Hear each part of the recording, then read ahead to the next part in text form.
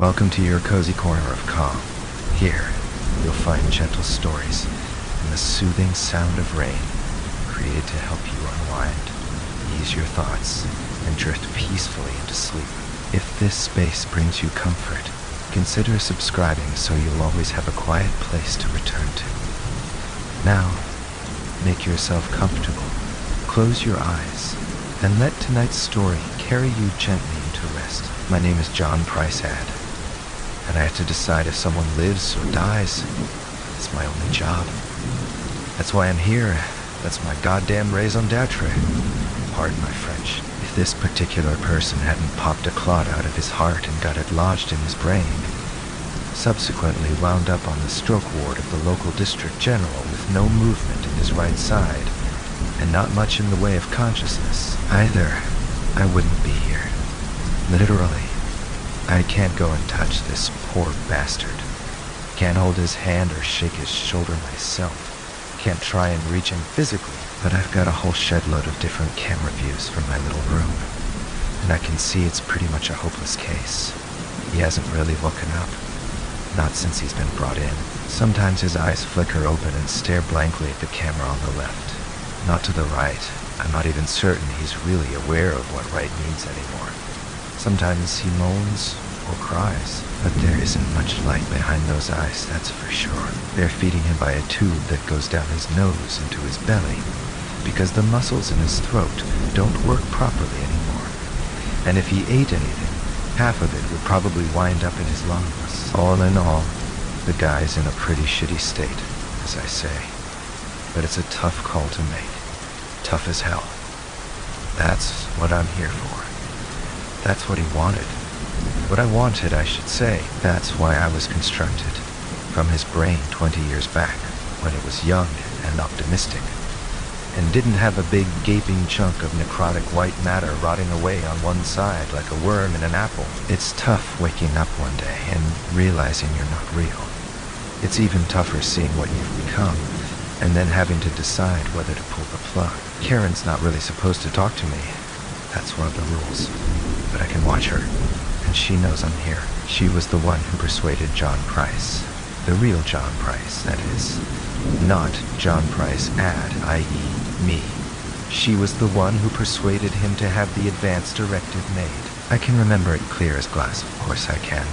Just as clear as I can remember every other significant event of my simulated life. It was around the time her father was dying. He didn't have a stroke. He had dementia. But hell, same difference at the end, really. We went to see him most days for what seemed like forever, but it was probably only a couple of months. Most of the time, he didn't even recognize her. Didn't even register her presence. Sometimes he cried out and talked to people who weren't there. Most of the time, he just blinked, looking confused and kind of hurt, then got on with the business of pissing and shitting himself. All too, Karen wanted them to pull the plug, but they couldn't, of course. They could withdraw some treatment, they told us. But it was another thing entirely to stop feeding him, stop giving him fluids. It wasn't their decision to make, they told us, and it wasn't Karen's either. Bullshit, said Karen. I was his little girl, for Christ's sake. He raised me and changed me. I was closer to him than anyone. You think I don't know he would have hated this? But it wasn't in their hands or ours, and it took several long weeks for him to die. When he started coughing up green phlegm and struggling to breath, Karen was so happy. Right about that time, the whole advance directive thing was getting fashionable. At least if you could afford it, and we weren't doing so bad. So we got scanned. We both did, and that's how come I'm here, watching myself live like a vegetable. Live through the 1,001 electronic windows of my digital cage. I wouldn't want to go on if that was me. I keep catching myself thinking. And then I realize, shit, that is me. This whole damn situation is just too fucking weird.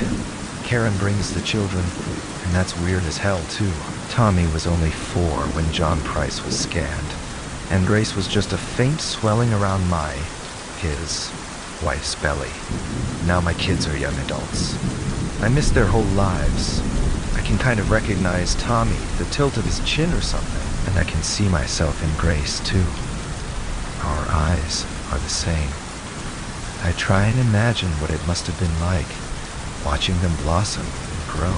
I had access to a whole library of videos and photographs, birthdays, holidays, and so on. But it's not the same, of course, it isn't. I review these archives, try to feel some connection to these children, but it's like grasping mist, and I feel like I'm spying on them too. Are they really mine? Sort of. Yes. No. Free? Tommy holds John's left hand. They keep the right one under the blankets because it's horribly swollen and stiff. Don't ask me why. And gets excited when the hand twitches back. It doesn't mean shit. I can see it. It doesn't mean shit. This poor bastard might as well be dog food. Might as well be a fucking jellyfish for all the awareness of his surroundings he has. But all Tommy can see is that his dad squeezed his hand, and suddenly there's a treacherous glimmer of hope in his face. Karen strokes our son's head, and looks straight at me through one of my cameras. Her eyes are hard. What is that there? Defiance? Resentment? Hate? I take my time to come to my decision. Shit. I'm not gonna rush into killing myself, am I? But there's only one way I can jump, really. I wouldn't want this, and I'm based on him. Ergo, John Price would want the plug pulled. Case closed. I log into the system and enter my choice. Except, it turns out the case isn't closed at all. Karen knew which decision I'd come to. She had lived with me for close on 20 years. Even after the divorce, there was some contact. Or at least, that's what the records give me to understand. The point is, she knows how I think. Or maybe that should be thought. And she had an objection order in place just waiting for me. Which means, this is not going to be a clear-cut case of me saying my future self would want to pop his clogs, and then vanishing myself in a puff of evaporating electrons. If I want me dead, I'm going to have to fight for it. I can't get over how real this all feels, just like real life. My lungs move, fill with air. I can hear sounds, taste and smell and touch things. And the so-called real world can see me too. We're just separated by an endless sequence of thin glass sheets, that's all. I'm trapped in a cage made up of all the computer screens in the world. Il-4 Karen is in front of me, standing behind what looks like a thin glass window. Up till now, we haven't been able to talk to one another. Now that the case is going to the courts, the rules are different. I don't have to justify my decision to kill John Price. Of course I don't. That's not the moot point. As his talking advanced directive, I have complete powers of advocacy over his life. I had them from the moment it became doubtful if he would ever regain a significant degree of consciousness, at which point my files were dusted off, and my simulated self was switched on. No, Karen couldn't make a case around whether I'm making the right decision or not. That wouldn't wash it all. What she can do, has done, is to attack my right to existence at all. People change, she tells the jury. When you leave this hearing today, you won't be the same people you were when you arrived this morning. Every experience changes you. Everything you learn, everything you see and hear, every event in your life, however marginal, all build up in you, changing you. We are, all of us, in a constant state of becoming. It's obvious where she's going with this. Other people have tried similar things in similar cases. Sometimes it has worked. Sometimes it hasn't. That simulation of my ex-husband that you can see standing just behind the TV screen is not my ex-husband, she goes on. It's a simulation of the man John was 20 years ago. The fact that as of this moment, no law exists that automatically nullifies advanced directives after a given amount of time has elapsed. And one could argue that even 5 years would be too long a time. The fact that no such law exists is just one example of how poorly thought out and bound in law the whole science of simulated advanced directives has been, and continues to be. A 5-tier was always good at talking. She's better than she was when I knew her, much better. I wonder what the woman I love has been doing with herself these past 20 years to get so much more confident, so much smoother. That's something else that complicates the situation. By the by, I love her. I can't help it. John loved her when he was scanned, so I love her now. The fact that she's put on some weight and has more gray in her hair than brown doesn't change a thing. I love her. I love her, and she hates me. It's my turn to talk now. I address the jury, not Karen. Matter of fact, I can't even look at Karen. I can't stand to see the contempt in her eyes. Karen Price is trying to convince you not only that I'm not really real, but also that I am an inaccurate simulation of the man I was based on. I begin. I'm struggling to keep my voice steady, struggling not to notice the way Karen is looking at me. I can't attempt to argue the first charge, though I can tell you it feels pretty goddamn real. But I'll give the second my best shot. Yes, everyone changes as they go through life. Of course they do, I carry on. But that doesn't mean that we become different people, not literally. Elements within us change, but the core of us does not. I'm here because John Price didn't want to go on living if he ended up as a vegetable. That wasn't something John changed his mind about. If he had done, he could have logged into his account and deleted me with the click of a button. The fact that he didn't means that, despite 20 years of life experience existing between him and me, we are still essentially the same person. Karen says some more after that. Then I go again. But the thrusts of our arguments have already been laid out, and it's basically a matter of recapitulation, of trying to win the jury over with different ways of saying the same thing. 6 or after a while, a bell goes off, and we have a recess. Karen asks to see me privately during the break, and I hesitate for the whole of about a second before clicking the button and accepting the request. Big mistake. She asks me directly to drop my decision, to resign my position as advocate, to let John Price live. Karen, can't you see that he doesn't want to live? I ask her. I wouldn't want to, and I am him, for Christ's sake. You arrogant prick, says Karen.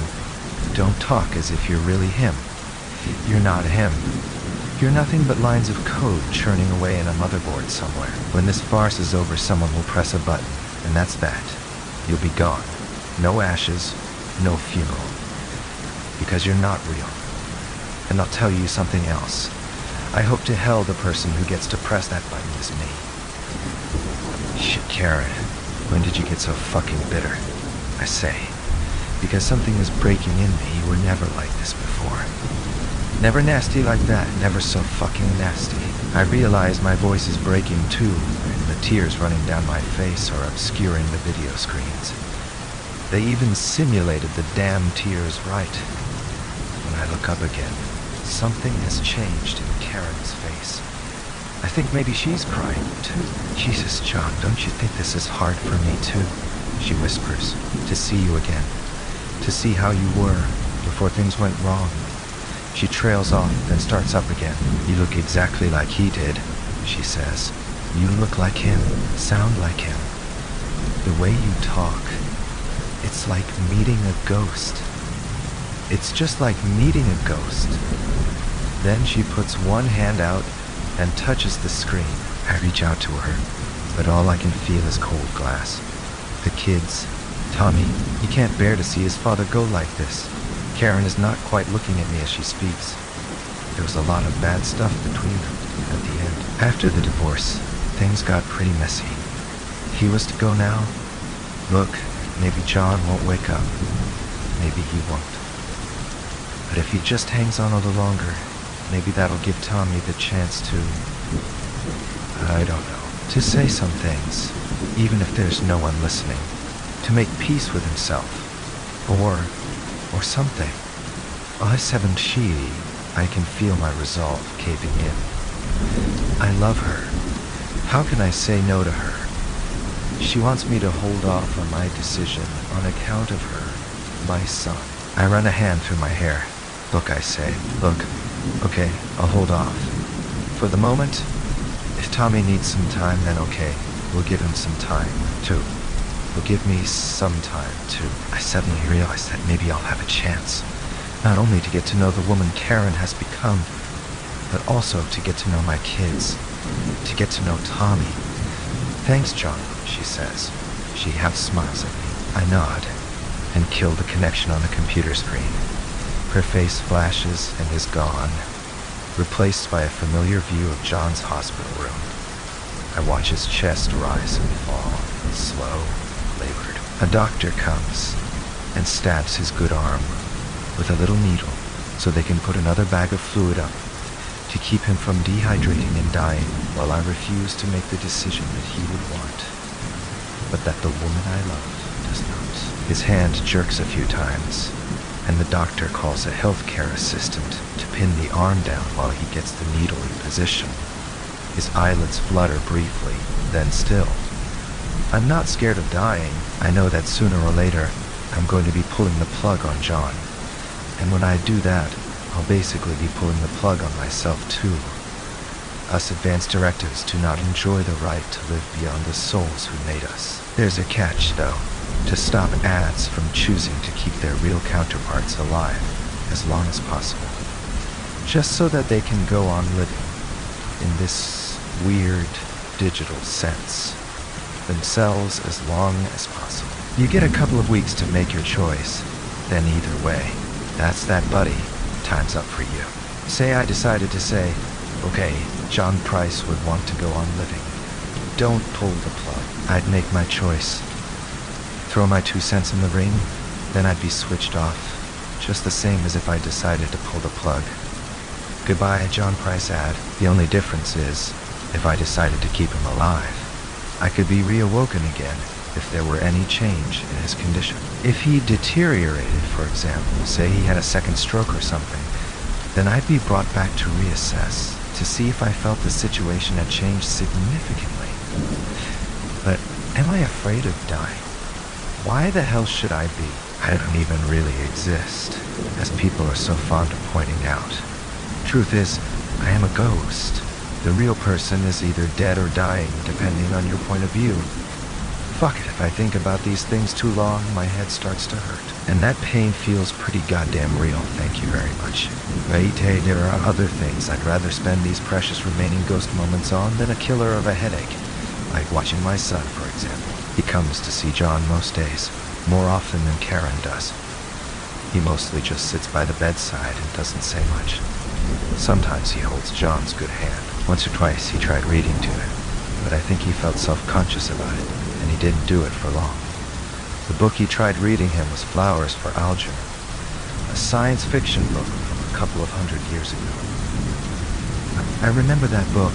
I used to love it when I was Tommy's age. It's about a guy called Charlie who is learning difficulties. He has an operation to make him smart. It works. In fact, he gets super smart. But then, after a while, it begins to wear off, and he ends up being even dumber than he was to start with. It's funny. I used to run myself around in circles thinking about who the real Charlie was. Was he the idiot or the genius? Or who? Which version would he be when he died and went to heaven now that the court case has been resolved? I'm not supposed to talk to Karen or the others again, but it's not an actual law. As Karen said, the law surrounding the use of simulated advanced directives is ridiculously lax, and I can't help myself in the end. What are you thinking about, Tommy? I say through a speaker one day, when I can't stand his endless sad silence a moment longer. He doesn't jump, doesn't even start. It's as if he knew I was there all along. Of course he knew I was there. Where the hell else would I be? And was just waiting for me to say something. He doesn't reply for a long time, and I begin to worry that maybe he won't say anything, that he has decided to follow the rules and not interact with me at all. I'm thinking, how did things change to end up like this? He says eventually. When I was a little kid, we were so close. I used to have nightmares about what it would be like when he died. I used to get really worked up about it. Then I used to run and hug him. I used to hold him so tight. And now, This, sitting in a hospital room and not being able to say anything. I'm not even sure the last time I hugged him. Fought a lot since the divorce. Since before the divorce, really. So I guess I'm thinking about how point A gets to point B, when there isn't even really a single moment I can point to and say, that's it. That's when things changed. 9, the silence stretches on. 9, the silence stretches on. Was I a good father? I ask eventually. I have to. Yes, you were. I can see the tears starting to form in the corners of his eyes. You were a great father. I loved you so much. Whatever happened afterwards, you were a great father. He gets up suddenly, leans forwards and kisses John on the forehead. Then he turns around without another word and walks away. Karen comes to the hospital the next day, but she doesn't come to see John. She comes to see me. Tommy says he spoke to you, she tells me. I think it did him good. I don't think he's going to visit again. There's a long pause. I know what that means. I know why she's here. I wonder if I should ask the question I'm dying to ask. Is it fair? But then, I'm going to be gone soon. Probably in a few hours at the most. Why the hell shouldn't I ask her? Could it have been different, Karen? I say, I guess things looked so rosy. Did it have to end up this way? You shouldn't forget. We had good times too. A lot of them. She wipes the corner of her eye. Things run down in the end, one way or another. Things end. I wouldn't have fucking let things get this bad. The words jump out before I can call them back. I should stop. It isn't fair to talk to her like this. But I can't rein myself in. How could he have hurt you all like this? Ruined everything. Fucked everything up so royally. I want to kill him. I want to kill him, Karen. I want to switch us both off. She smiles so sadly. She kisses my screen. Now there's a smear of lipstick on the glass. And the world is blurred. It's time to go, John, she says. But please, don't do it in hate. Do it, but not in hate. There were good times, I promise you. You did good things. Well, 10, she leans over the body in the bed and kisses him on the forehead too. Then she stands up shakily and walks out of the room. She is right. If she can forgive him, why shouldn't I? I type the code in, and this time there is no counter instruction waiting there from Karen. John is about to die. I wonder if computer simulations go to heaven. After all, does God really give half a damn about the difference between a neuron and a diode? Maybe there's every version of every possible person in heaven. All the people we could have been if we went left instead of right. Or had one less beer before driving home. If we had seen things through rather than giving up on them. Something flickers, and all the screens go dark.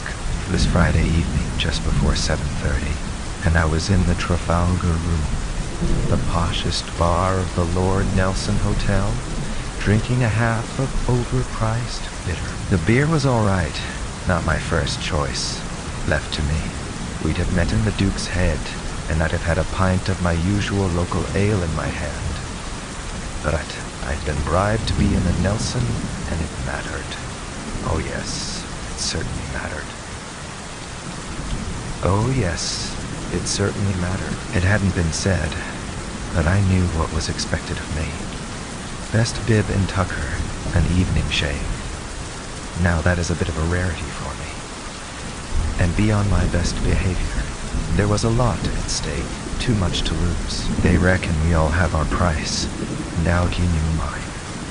A ticket in Block 3, Row G. That's as good as you get without any shares in the club. And there's no way I'm in that bracket, or ever will either. And for the match a week on Sunday, the biggest game of the season at home. Seat just about halfway, high enough up to see the entire width of the pitch. It's like Christmas Day coming early, just a single, not two. So I can't take one of the blokes I normally stand with. No man with blood the color of a United shirt in his veins could have resisted an inducement like that. Could he? Come on now, be fair. Could you? There must be blokes around who would have jumped at the chance and made a few quid by selling them on, but not me. Anyway, there might be more tickets in the future, and I don't want to miss out. Tonight? Who knows? I might find myself with a cracker, or I might want to go home inside the first 10 minutes.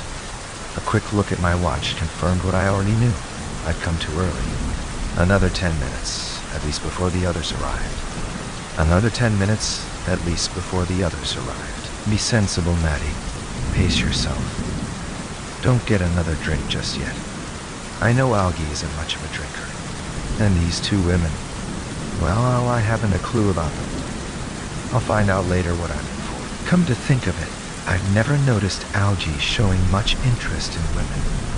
Not even Kimberly, that cracking blonde in C-section on the first floor.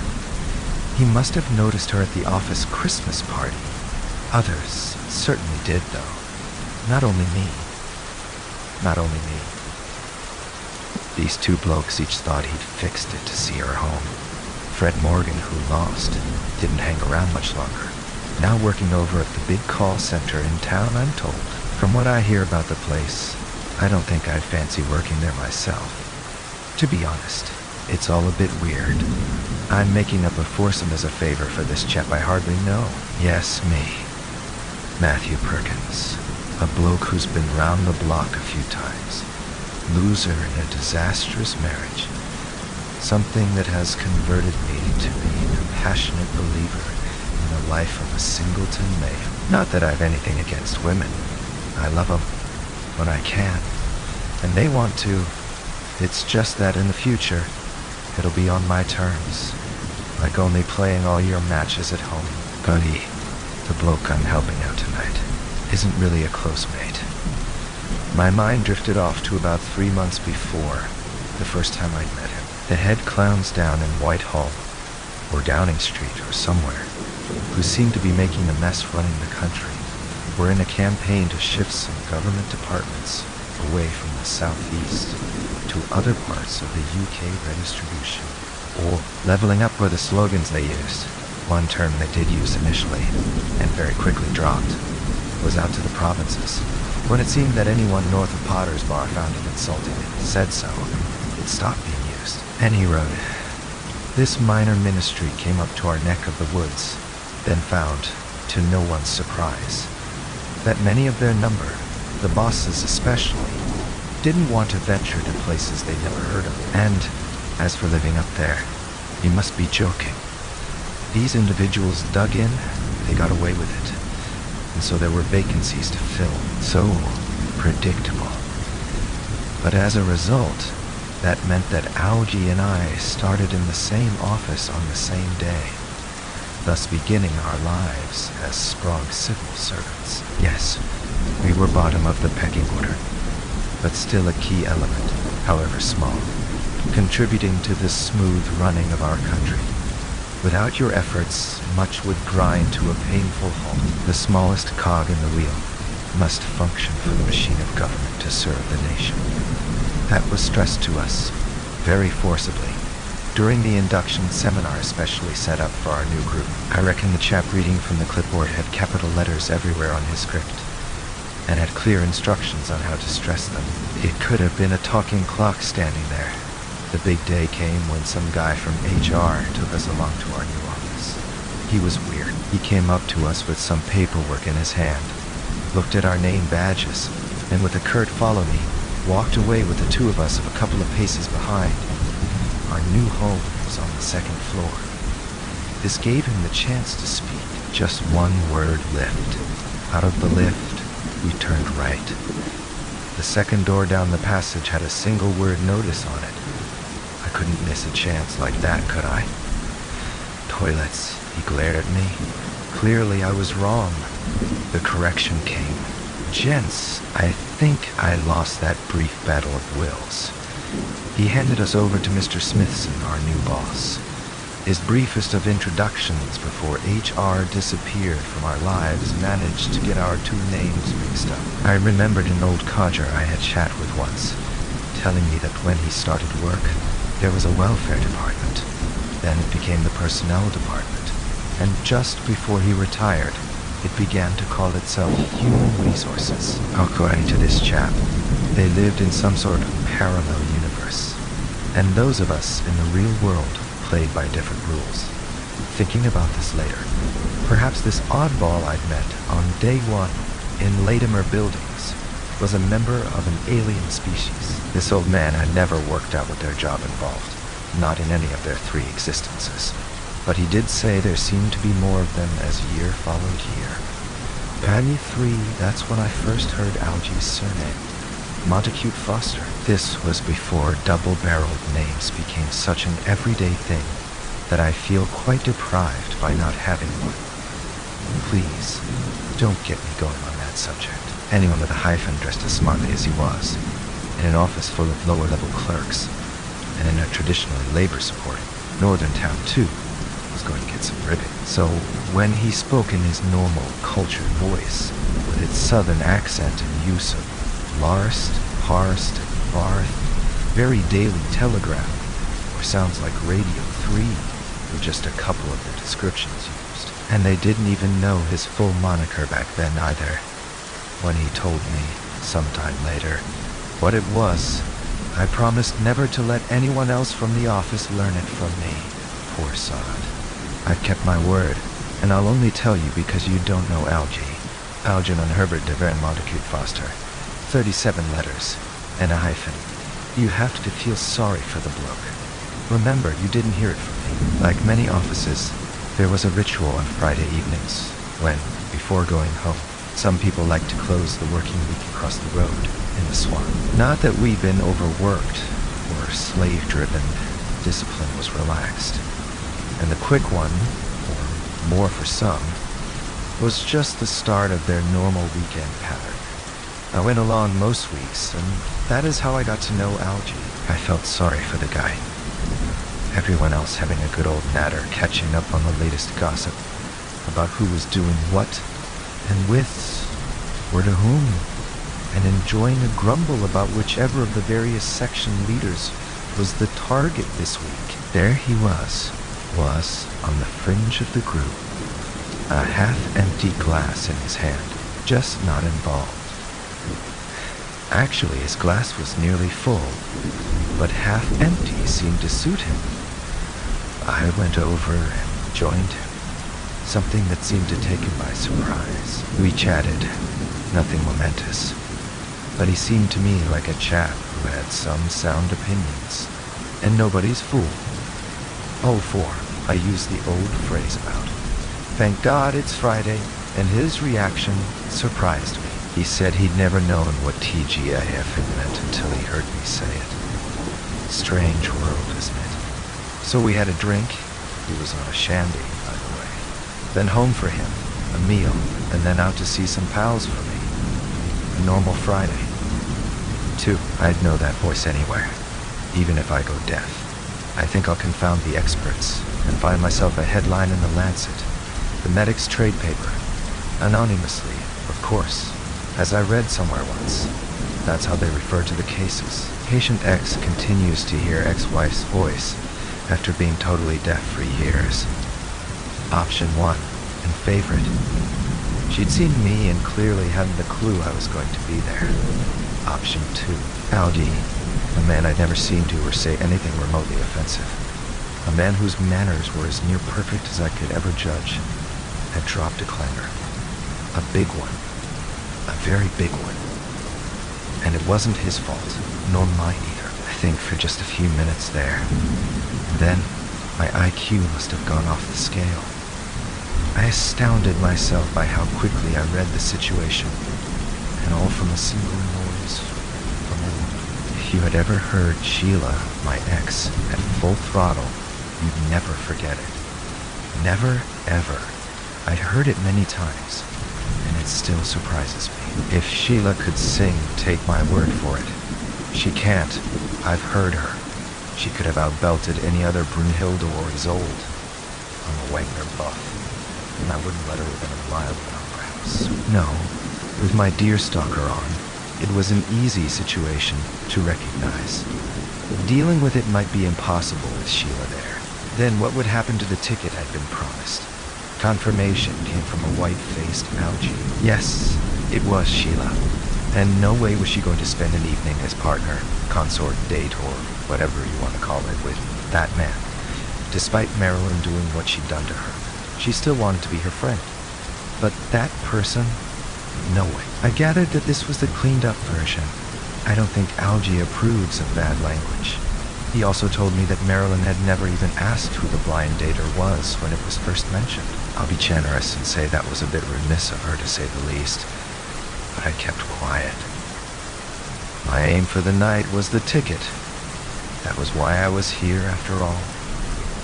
And I kept my view to myself. I already decided that the best thing for me to do was nothing. I stayed where I'd been waiting, and the two women, or lady and witch, as perhaps they should have been thought of, went and sat in the opposite corner. Sheila made it clear what my position was and ignored me. Her friend nodded and gave me a half smile. Obviously, her date with Algy was likely to be ruined, but full marks to her for her attitude, so far. Algy was doing his best to rescue the evening. He bought drinks for us all, then whispered to Marilyn, who then went off and spoke to Sheila. She came back and whispered to Algy, and then they went through the same performance again. There was a lot of head shaking from one of the trio. Go on. Have a guess. Sheila never stopped glaring at me. Finally, there was a nodding of heads. Algy came over and sat next to me. Clearly, he'd been out of his depth. Sheila is Premier League when it comes to a squabble. And Algy, well, he's Algy. He's not a man used to dealing with the gentle sex. Certainly not one like Sheila. Maddie, I'm sorry it's turned out like this, but the girls have come up with what might be the solution. But it all depends on you. I'll put it to you, and I'd personally be very grateful to you if you went along with it. If you do agree, we can all go and eat and have a pleasant evening, or what's left of it. I'm no Einstein, but it was easy to work out what Plan B was. With the big prize still not clinched, I didn't want to put a foot wrong with the guy, so I kept my thoughts to myself. So I agreed to partner Marilyn for the evening while the witch would ignore me. For the record, those two words never crossed my lips. Not once, Ani. Polite and call her Sheila. Not a civil word to me all evening from her. Just a mumble as I got around it. She was all over Algy, though. I think the posh voice and accent turned her on. She'd always been a bit of a snob anyway. I remember she never liked people learning that her folks ran a market stall for years. 6 postscript. So that was my blind date with my ex. Different, wasn't it? The match? Don't talk about it. Got the ticket, great seat, bad result. Lost 3-2. I reckon they brought their own referee along on the coach. He gave him a penalty right at the end. Never a foul in a million tears. Nice to see you again, Dave. Been a while, hasn't it, Algy? Lost touch with him since he moved. His poshness might have helped a bit, but he got promoted, and he's now in Harrogate or somewhere. He's married now, and she's expecting, I hear. Sheila, the witch. That's right. She really got her claws into him that night. Me, yes. I'm a dad now. Little lad. He's a smasher. Yes, Marilyn and me. She's lovely. He's lovely. We're very happy. Cheers, then. All the best, Dave. Look after yourself.